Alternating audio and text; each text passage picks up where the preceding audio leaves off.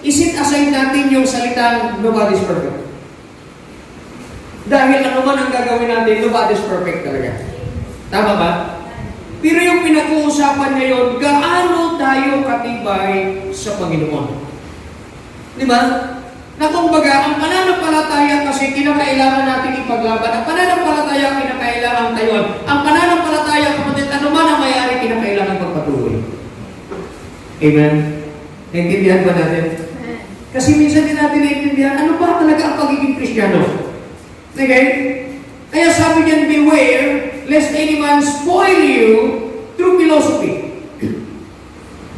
Baka mamaya hindi ka tumibay sa salita ng Panginoon because ng mga filosofiya ng mundong ito.